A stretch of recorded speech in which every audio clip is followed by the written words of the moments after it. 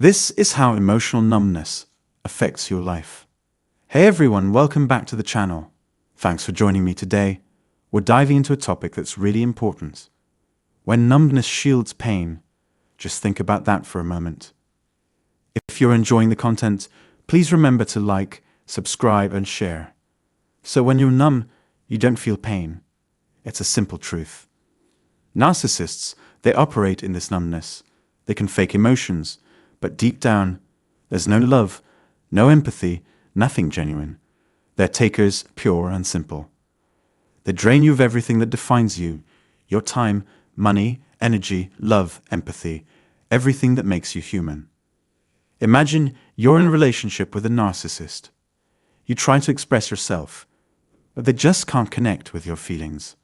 For instance, you might tear up during a movie scene. They're sitting beside you, buried in their phone, scouting for their next target. You ask them, "Doesn't this scene touch you?" And they'll brush it off, roll their eyes, or go back to texting. They're incapable of feeling what you feel.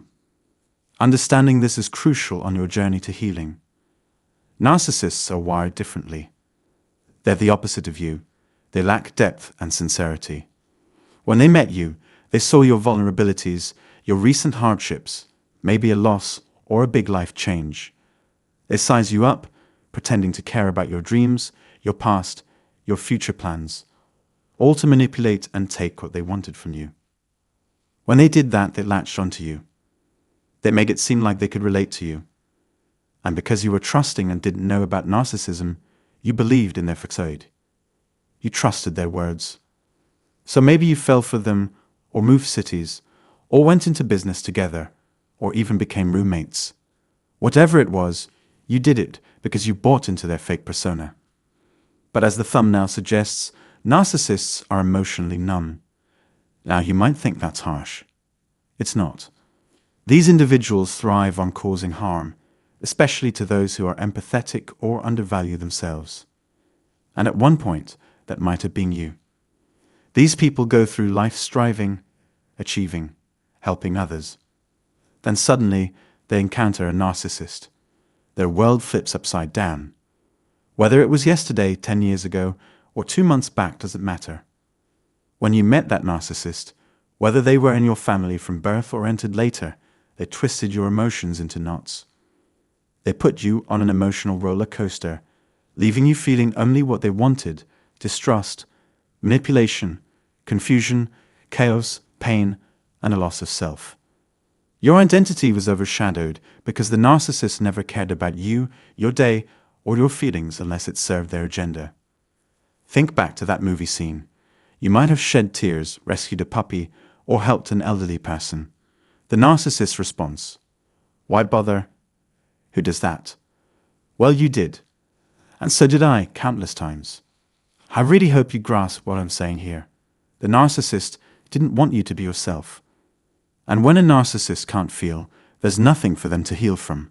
For instance, if they can't feel, there's no pain. So let's jump ahead to when the relationship ended.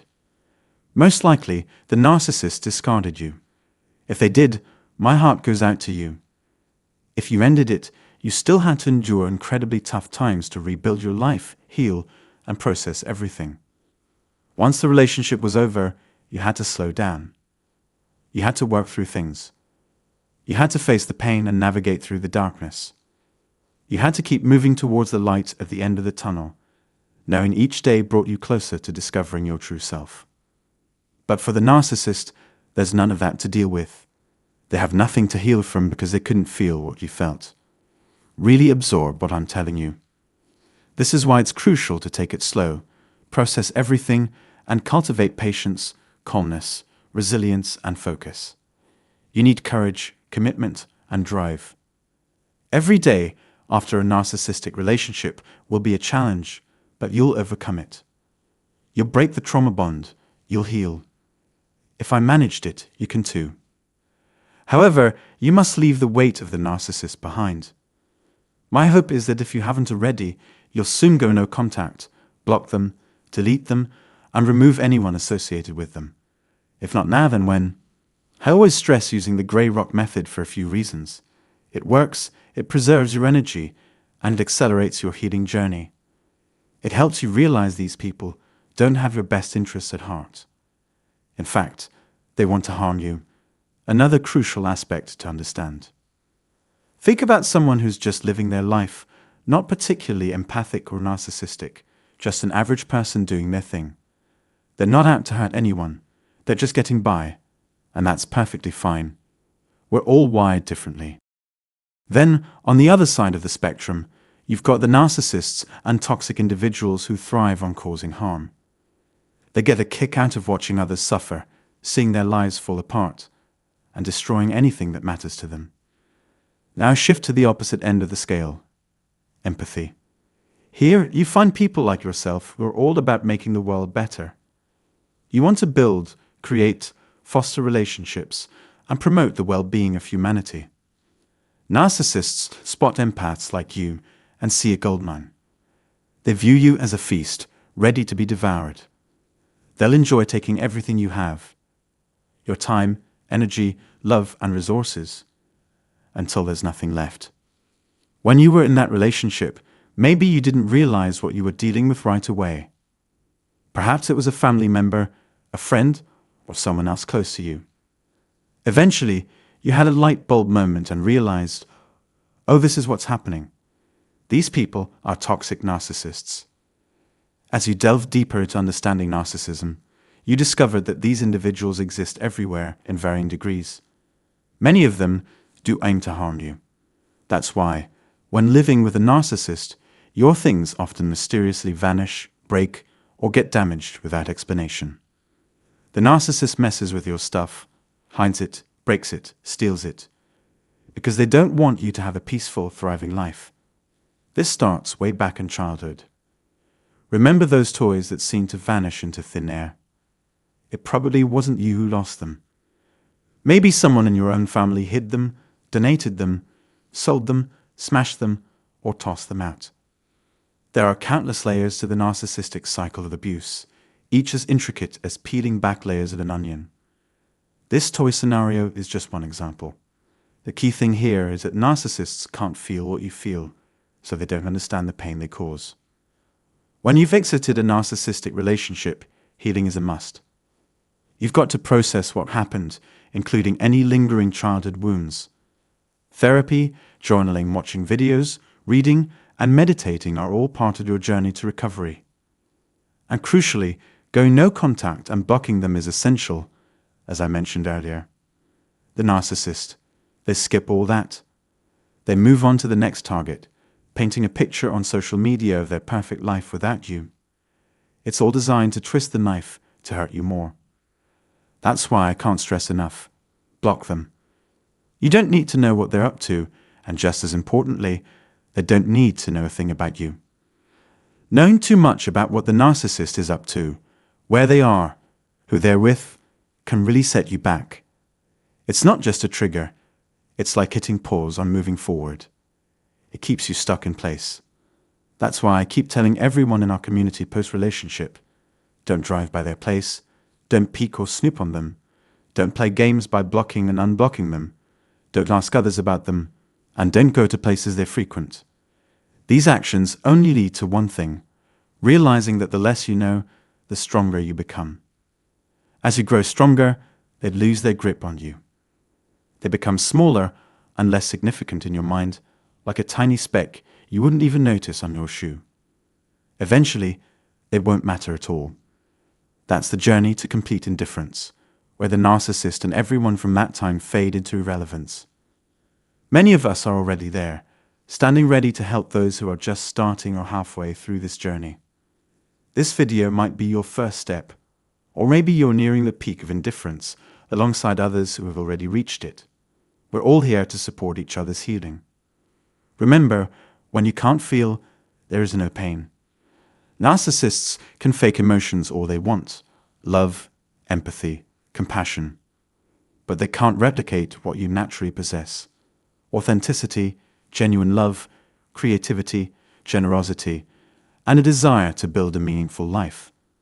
This is exactly what they fear and try to disrupt. They don't want you to succeed or grow. So, what exactly is a Hoover? It's when the narcissist tries to gauge if you figured them out, peeking behind their facade to see if you're strong enough to resist their attempts. Here's a pro tip. Never, ever fall for a Hoover. It won't help you. It'll only keep you stuck or send you back on the healing journey. Remember, the narcissist didn't care about you during the relationship, and they certainly don't care now, and they never will. The stark difference between you and them is that you once genuinely cared for them or were in love. But things changed. As the relationship progressed, you'd found yourself in the devaluation stage, watching your resources dwindle. When it ended, you saw clearly how little they valued you. In fact, they often harbored disdain and envy towards you. Sometimes they even wished they could be you, but their ultimate goal was to tear you down, not see you thrive. Despite their efforts, you're still here, living and healing, or already healed. You've pieced yourself back together because you have the capacity to feel. That's why, after a narcissistic relationship, going no contact is crucial once you've healed. After the breakup, many people find themselves flooded with tears. Why? Because during the relationship, expressing emotions was off limits. The narcissist couldn't empathize with your feelings. They wanted you as a compliant assistant, not as someone with needs or emotions. So, post-breakup, it's essential to let those emotions flow freely. Some cry for months, others feel intense anger. If you're angry, channel it constructively. Punch pillows, but never harm yourself. Personally, I went through months of tears to process my emotions. Many of you might be doing the same. This emotional release is something the narcissist is incapable of. They can't process emotions like you can. That's why, if a narcissist ever shed tears in front of you, they were nothing but fake crocodile tears. They weren't genuine. They were just a ploy to make you think there was some humanity in them. Spoiler alert, there isn't, never was, and never will be. I might sound harsh, but anyone who's been in a narcissistic relationship knows how little these individuals care about anyone, including themselves. All they want is to gather, hoard, and consume. They crave people's hearts, relationships, money, time, and any future they can disrupt. After the relationship ends, they still want to keep you ensnared in their web. They don't want you figuring out their true nature. They don't want you breaking free from the cycle of abuse. They don't want you to heal or discover your true self. This is the everyday life of the narcissist. They're constantly comparing sources of supply and competing with everyone around them. Spouses, friends, children, parents, neighbors, colleagues, you name it. They might even be competing with the person sitting next to you on a plane right now. Ever noticed a narcissist showing off their latest gadgets, like brand new earbuds or a fancy watch? Did they actually earn those things through hard work? Probably not. They likely manipulated and exploited someone else to get them. That's their MO, cheating their way through life and relationships because they believe rules don't apply to them and they'll never face consequences. Narcissists care about one thing and one thing only, themselves. They see people as tools and opportunities, viewing kindness or vulnerability as weaknesses to exploit. The narcissist is incapable of feeling. They simply cannot feel anything. And when you can't feel, you can't heal. Let that sink in. It's crucial to grasp what I'm telling you here. The narcissist has no wounds to heal because they're the ones who inflicted harm on you and others. You didn't harm anyone. You were caught up in that relationship, hoping to return to the initial stage of love and happiness, believing in their false promises. You were groomed, tricked, and trapped, unsure how to break free. Many stay in these relationships for the sake of children, waiting for the right moment to divorce or for financial matters to settle. The narcissist exploits this knowledge, driving out the relationship's end if you're tethered to them, indifferent to the damage they cause. Their behavior even disgusts their own lawyers, leaving judges questioning their humanity. Yet, narcissists shrug it off, admitting no remorse.